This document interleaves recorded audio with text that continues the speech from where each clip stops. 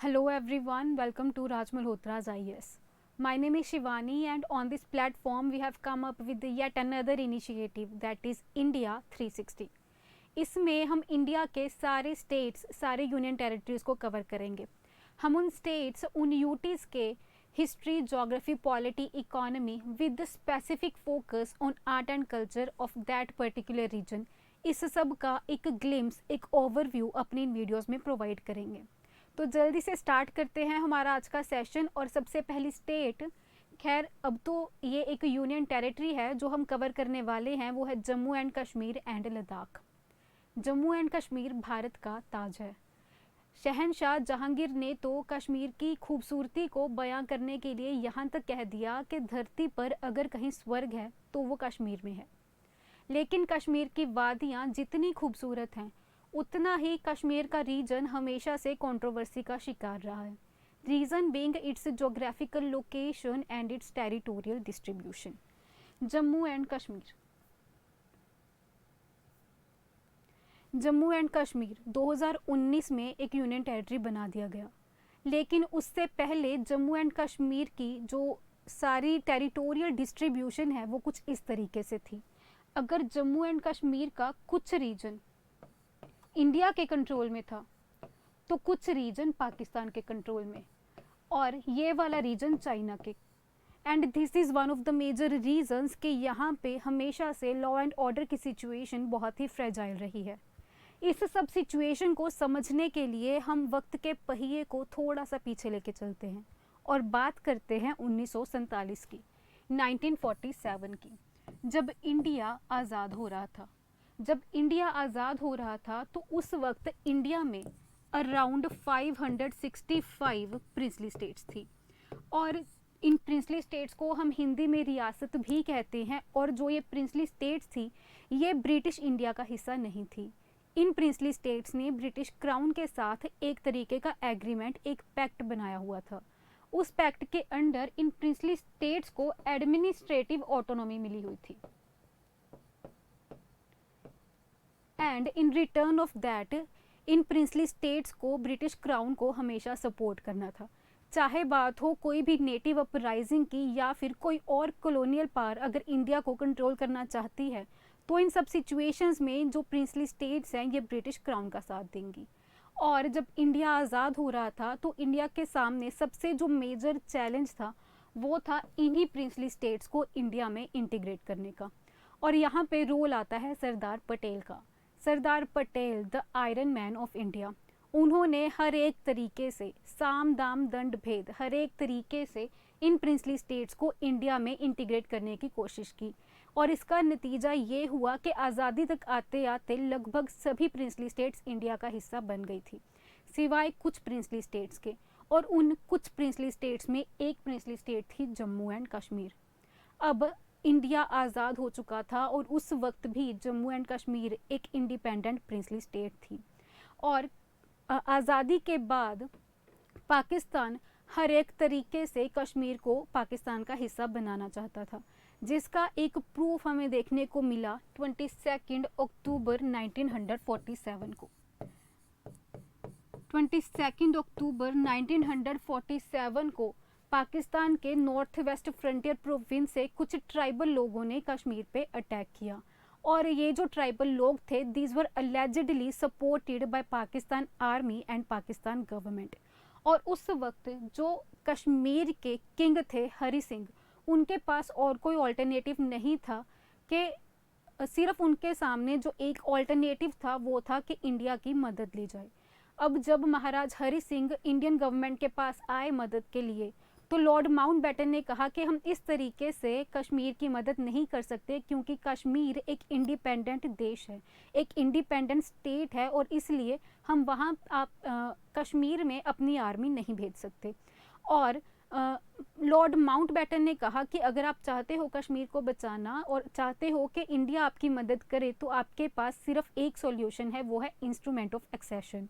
और जिसका नतीजा ये हुआ कि 26 अक्टूबर 1947 को महाराजा हरि सिंह ने इंस्ट्रूमेंट ऑफ एक्सेशन साइन किया, जिसमें कश्मीर इंडिया का हिस्सा बन गया।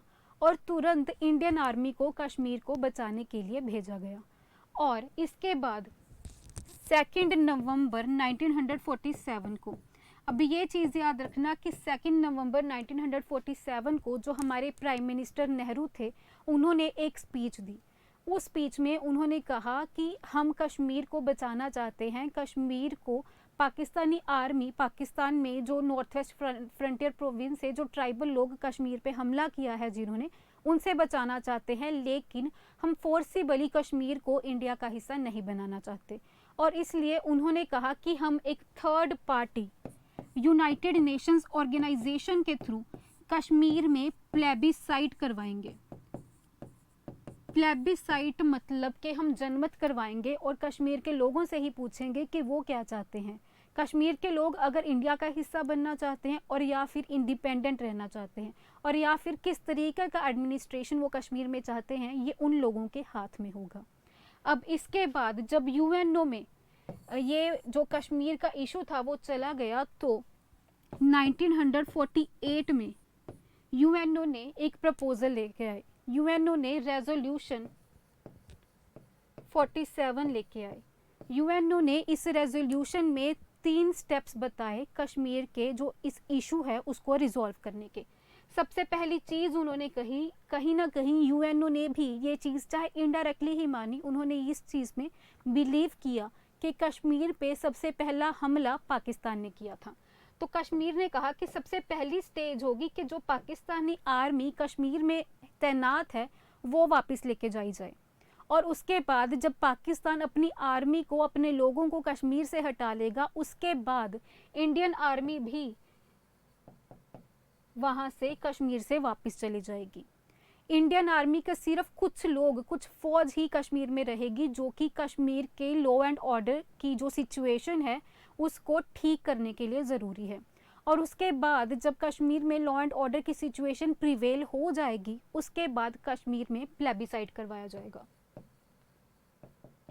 लेकिन जो ये प्रपोजल था, ना तो इस प्रपोजल को पाकिस्तान ने माना और ना ही इंडिया ने। और उसके बाद जो यूएनओ का ये प्रपोजल था उसको अमेंड किया गया और 1 जनवरी 1949 को कश्मीर में सीज फायर लाइन डिक्लेयर कर दी गई। सीज फायर का मतलब होता है to temporarily stay the war. Cease fire का मतलब है कि जिस देश की आर्मी जहाँ पे भी खड़ी है वो वहीं खड़ी रहेगी, वो आगे नहीं बढ़ेगी। अब 1 जनवरी 1947 में सिचुएशन कुछ इस तरीके से थी कि पाकिस्तान की जो आर्मी है वो इधर इस वाले सारे एरिया में तैनात थी और इंडियन आर्मी इस वाले सारे एरिया में। तो जो ये आप LOC देख सकते हो, ये सीज फायर लाइन थी इंडिया और पाकिस्तान के बीच में। जो ये सीज फायर लाइन थी, ये थी तो टेम्परेरी लाइन, लेकिन शिमला एग्रीमेंट जो कि 1972 में हुआ था, उस शिमला एग्रीमेंट के अंडर इस सीज फायर लाइन को LOC डिक्लेयर कर दिया गया, लाइन ऑफ कंट्रोल, जिसके बारे में हम आज तक सुनते आए हैं। तो इस तरीके से जो इंडिया और पाकिस्तान का जो कश्मीर में इस तरीके से टेरिटोरियल डिस्ट्रीब्यूशन हुई। अब उसके बाद जो ये गिलगिट बाल्टिस्तान वाला एरिया, ये सारा पाकिस्तान के अंडर था और ये लद्दाख और कश्मीर वाला जो श्रीनगर वाला सारा एरिया है वो इंडिया के अंडर था। अब ये है शख्सगाम वाली वाला एरिया, ये सारा एरिया पाकिस्तान के कंट्रोल में था और पाकिस्तान ने 1963 में इस एरिया को चाइना को दे दिया था। और ये है सियाचिन ग्लेशियर वाला रीजन। सियाचिन ग्लेशियर पे इंडिया ने कंट्रोल किया इन 1980s आफ्टर ऑपरेशन मेघदूत, और ये इंडिया की सिक्योरिटी के लिए बहुत ही स्ट्रेटेजिक लोकेशन है, सियाचिन ग्लेशियर वाला रीजन। और उसके बाद ये है अक्साई चिन वाला रीजन। अब ये याद रखना कि अक्साई चिन वाला रीजन पहले तो इंडिया के कंट्रोल में था, लेकिन यहाँ पे प्रॉपरली कोई भी डिमार्केटेड लाइन नहीं थी, और जिस भी रीजन में कोई भी प्रॉपरली डिमार्केटेड लाइन नहीं होगी वहाँ पे क्लैशेस होना स्वाभाविक है, इनएविटेबल है। तो जो चाइना था उन्होंने 1950s के एंड में यहाँ पे कंस्ट्रक्शन स्टार्ट की, यहाँ पे उन्होंने एक रोड, एक हाईवे बनाना स्टार्ट किया, और उसके बाद चाइना ने इस वाले रीजन को चाइनीज़ मैप में दिखाना स्टार्ट कर दिया। जबकि इंडिया कहता था कि जो अक्साई चीन वाला रीजन है वो लद्दाख रीजन का ही पार्ट है, और चाइना कहता था कि जो अक्साई चीन वाला रीजन है वो चाइना के जिनजियांग रीजन का पार्ट है। लेकिन जब चाइना ने यहाँ पे कंस्ट्रक्शन स्टार्ट कर दी, उस वक्त इंडिया को ये चीज़ गवारा नहीं थी, और कहीं ना कहीं इंडिया ने इस चीज़ को अपोज किया, and this was one of the major reasons of Indo China war of 1962। इस वॉर के बाद इंडिया और चाइना में एक बाउंड्री, एक टेरिटोरियल लाइन बनाई गई, जो ये वाली लाइन है जिसको हम लाइन ऑफ एक्चुअल कंट्रोल कहते हैं। लेकिन इंडिया ने उस वक्त इस लाइन ऑफ एक्चुअल कंट्रोल को नहीं माना। 1993 में इंडिया ने इस लाइन ऑफ एक्चुअल कंट्रोल को रिकॉग्नाइज किया। तो इस तरीके से टेरिटोरियल डिस्ट्रीब्यूशन की गई इंडिया, पाकिस्तान और चाइना के बीच जम्मू एंड कश्मीर की हमने अभी बात की, and this is one of the major reasons कि यहाँ पे लॉ एंड ऑर्डर की सिचुएशन हमेशा बहुत ही फ्रेजाइल रहती है। अब 2019 में इस पूरे रीजन को फिर से रीऑर्गेनाइज किया गया। जम्मू एंड कश्मीर को जो एक स्पेशल स्टेटस मिला हुआ था अंडर आर्टिकल 370, वो ख़त्म करके इस रीजन में 2 यूनियन टेरिटरीज, एक जम्मू एंड कश्मीर की यूनियन टेरिटरी और दूसरी लद्दाख की यूनियन टेरिटरी बना दी गई। अब उसमें जो ये गिलगिट बाल्टिस्तान वाला सारा जो रीजन है ये लद्दाख रीजन का पार्ट बन गया, और ये थी जम्मू एंड कश्मीर की सारी यूनियन टेरिटरी। और ये याद रखना कि जो ये वाला रीजन है, आज़ाद कश्मीर वाला रीजन, ये भी जम्मू एंड कश्मीर वाली यूटी में आ गया। ठीक है, तो उसके बाद हम बात करेंगे जम्मू एंड कश्मीर की पॉलिटी के बारे में। जम्मू एंड कश्मीर की पॉलिटी के बारे में हम बात करेंगे कि जो ये एक यूनियन टेरिटरी, एक ये जम्मू एंड कश्मीर की यूनियन टेरिटरी है, दूसरी लद्दाख की यूनियन टेरिटरी है। रीऑर्गेनाइजेशन के बाद जम्मू एंड कश्मीर की यूनियन टेरिटरी में टोटल 20 डिस्ट्रिक्ट्स हैं, और लद्दाख की यूनियन टेरिटरी में 2 डिस्ट्रिक्ट्स हैं, एक लेह और दूसरा कारगिल। ठीक है, इसकी जोग्राफिकल लोकेशन की बात की जाए तो ईस्ट साइड में चाइना है, वेस्ट में पाकिस्तान है, इधर अफगानिस्तान देख सकते हैं आप वेस्ट साइड अपर साइड में, और साउथ में 2 स्टेट्स पंजाब और हिमाचल प्रदेश जम्मू एंड कश्मीर के साउथ में। ठीक है, तो ये होगी जोग्राफिकल लोकेशन। अब ये याद रखना कि जो रीऑर्गेनाइजेशन की गई जम्मू एंड कश्मीर और लद्दाख की, उसके बाद आर्टिकल 239, इसके अंडर जम्मू एंड कश्मीर में एक लेफ्टिनेंट गवर्नर को अपॉइंट किया जाएगा, और वैसे ही लेफ्टिनेंट गवर्नर एक लद्दाख जो रीजन है, जो यूनियन टेरिटरी है, वहाँ पे लेफ्टिनेंट गवर्नर अपॉइंट किया जाएगा। और एंड जो ये वाली लद्दाख वाली यूनियन टेरिटरी है ये विदाउट लेजिस्लेचर है, और जो जम्मू एंड कश्मीर वाली जो यूनियन टेरिटरी है ये विद लेजिस्लेचर है, यानी कि जो यहाँ पे लेफ्टिनेंट गवर्नर होंगे वो काम करेंगे, he would work on the aid and advice of council of ministers headed by chief minister. तो ये याद रखना कि यहाँ पे एक लेजिस्लेटिव असेंबली होगी जिसमें काउंसिल ऑफ मिनिस्टर्स होंगे हेडेड बाय चीफ मिनिस्टर, और जम्मू एंड कश्मीर वाली जो यूनियन टेरिटरी है वहाँ से लोकसभा में 5 और राज्यसभा में 4 मेंबर ऑफ पार्लियामेंट जाते हैं। जो लद्दाख वाली यूनियन टेरिटरी है वहाँ से सिर्फ 1 मेंबर ऑफ पार्लियामेंट जाता है। स्टेट लिस्ट की बात की जाए तो जम्मू एंड कश्मीर वाला जो यूनियन टेरिटरी है वो सभी जो स्टेट लिस्ट के सभी सब्जेक्ट्स हैं उन पे कानून बना सकता है, except public law, public order and police. इन दोनों सब्जेक्ट्स को छोड़ के ये हर एक सब्जेक्ट पे कानून बना सकता है। और जो यहाँ की लेजिस्लेटिव असेंबली है और लेफ्टिनेंट गवर्नर है वो ऑर्डिनेंस पास कर सकते हैं that would have the same force of any act pass by legislative assembly. यहाँ पे एक हाई कोर्ट है, जम्मू एंड कश्मीर की जो हाई कोर्ट है वही लद्दाख की भी हाई कोर्ट है। तो ये सब जो मेजर फीचर्स हैं यहाँ के पॉलिटिकल सिस्टम के, तो ये आपको याद रखने हैं। अब जम्मू एंड कश्मीर की ज्योग्राफी की बात की जाए तो सबसे पहले माउंटेन रेंजेस कुछ देख लेते हैं। सबसे ऊपर नॉर्थ में ये है काराकोरम रेंज, और फिर ये लद्दाख रेंज, उसके नीचे जास्कर रेंज, और सबसे नीचे है ये साउथ में पीर पंजाल रेंज। और अभी पहले इनका सीक्वेंस याद रखना क्योंकि कभी कभी यूपीएससी पूछ सकती है आपसे कि इनकी नॉर्थ टू साउथ या साउथ टू नॉर्थ ये जो माउंटेन रेंजेस है ये किस तरीके से लोकेटेड है। और उसके बाद जम्मू एंड कश्मीर में जो कुछ मेजर वैलीज लोकेटेड है वो है Kashmir valley, leader valley and Chenab valley, Tawi valley, तो इस तरीके से बहुत सारी वैलीज भी लोकेटेड हैं। उनमें से सबसे ज़्यादा फेमस जो एक वैली है वो है कश्मीर वैली, जो लोकेटेड है इस पीर पंजाल रेंज के नॉर्थ ईस्ट में। यहाँ पे है वैली ऑफ कश्मीर। और जो ये, अब एक और चीज़ याद रखना कि जो ये पीर पंजाल रेंज है ये डिवाइड कर रही है जो पूरा जम्मू एंड कश्मीर वाला जो रीजन है उसको great plains of north India. हमने 4 माउंटेन रेंजेस की बात की है। सबसे पहले ऊपर सबसे नॉर्थ में काराकोरम, फिर लद्दाख, फिर जास्कर और फिर पीर पंजाल रेंज। और यहाँ पे कुछ माउंटेन पीक्स हैं जैसे कि ये नंगा पर्वत, K2, ठीक है, और ये नन, ठीक है। ये कुछ माउंटेन पीक्स हैं जो बहुत इंपॉर्टेंट हैं आपके एग्जाम के लिए। और उसके बाद जम्मू एंड कश्मीर की कुछ मेजर रिवर्स की बात की जाए तो सबसे पहले है इंडस रिवर। ये रही इंडस रिवर। ये इंडस रिवर तिब्बत में लेक मानसरोवर के पास से ओरिजिनेट हो रही है और पूरे जम्मू एंड कश्मीर रीजन को पास करती हुई ये जा रही है पाकिस्तान में, ठीक है। इंडस रिवर की बहुत सारी ट्राइब्यूटरीज हैं जिनमें से एक है श्योक, और 5 जो ट्राइब्यूटरीज हैं जेलम, चिनाब, रावी, सतलुज, ब्यास, ये ईस्टर्न ट्राइब्यूटरीज है इंडस रिवर की, आपके एग्जाम के लिए बहुत इंपॉर्टेंट है, ठीक है। और इंडस रिवर के बाद ये है झेलम रिवर। जो झेलम रिवर है ये ओरिजिनेट हो रही है पीर पंजाल रेंज से। और जो ये झेलम रिवर है ये चेनाब की ट्राइब्यूटरी है, और जो झेलम रिवर है ये चेनाब रिवर से मिलेगी इन पाकिस्तान के त्रिमू रीजन में।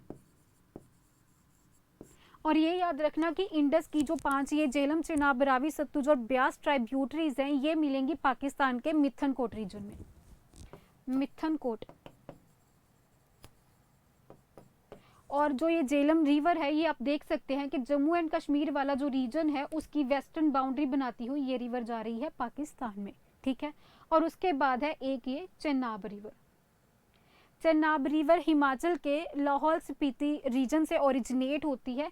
यहाँ पे साउथ में आप चेनाब रिवर को देख सकते हैं। We just talked about it के चेनाब की एक मेजर ट्राइब्यूटरी है झेलम रिवर जो चेनाब से मिलेगी त्रिमू रीजन में, ठीक है। और उसके बाद जो ये चेनाब रिवर है उसकी एक मेजर ट्राइब्यूटरी है तावी रिवर, और झेलम की एक मेजर ट्राइब्यूटरी है किशनगंगा। तो ये कुछ मेजर रिवर्स हैं जम्मू एंड कश्मीर रीजन में जो फ्लो करती हैं। उसके बाद मेजर लेक्स की अगर बात की जाए तो सबसे पहले Wular lake, one of the largest fresh water lakes of Asia. और जो ये वुलर लेक है this is fed by river Jhelum. आप यहाँ पे देख सकते हैं रिवर झेलम रिवर जा रही है, और जो वुलर लेक है उसी के पानी से ये लेक बनती है, ठीक है। और यहाँ पे काजीनाग नेशनल पार्क लोकेटेड है। यहाँ पे वुलर लेक है, उसके साथ ही यहाँ पे एक डल लेक है, ठीक है, और अंचार लेक भी यहीं पे लोकेटेड है, ठीक है। और उसके बाद कुछ और जो रिवर्स हैं जो लद्दाख रीजन में लोकेटेड हैं, एक तो है ये सोमोरिरी, ठीक है। उसके बाद पंगोंग सो, ये कुछ मेजर लेक्स हैं जो जम्मू एंड कश्मीर रीजन में पाई जाती हैं। उसके बाद मेजर नेशनल पार्क्स और वाइल्ड लाइफ सेंचुरीज की बात की जाए तो सबसे पहले है Hemis high altitude national park. नाम से ही काफ़ी क्लियर हो रहा है कि काफ़ी हाई ऑल्टीट्यूड पे ये लोकेटेड है, and this is famous for snow leopards. और वैसे ही Kishtwar, this is also a high altitude national park, ठीक है। और उसके बाद डाची-गाम बारामूला के पास लोकेटेड है। डाची-गाम जो नेशनल पार्क है ये बना था 10 विलेजेस को रिलोकेट करके, ठीक है। और उसके बाद उसके साथ ही डाची-गाम के साथ ही गुलमार्ग नेशनल पार्क लोकेटेड है, ठीक है। डाची-गाम में कश्मीरी स्टैग,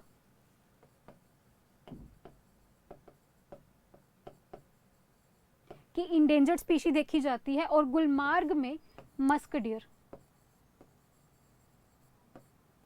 यही ये पास में ही श्रीनगर के पास ये देखे जा सकते हैं दोनों नेशनल पार्क्स, ठीक है। और उसके बाद कुछ अगर मेजर वाइल्ड लाइफ सेंचुरीज की बात की जाए तो यहाँ पे है जसरोटा। जसरोटा बिल्कुल साउथ में आप देख सकते हैं जम्मू एंड कश्मीर की, ये एक वाइल्ड लाइफ सेंचुरी है। और उसके साथ ही सुरिनसर मंसार, ये भी एक वाइल्ड लाइफ सेंचुरी है।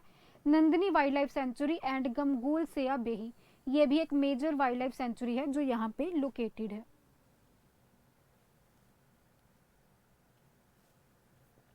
अब जम्मू एंड कश्मीर की इकोनॉमी की बात की जाए तो सेंसस 2011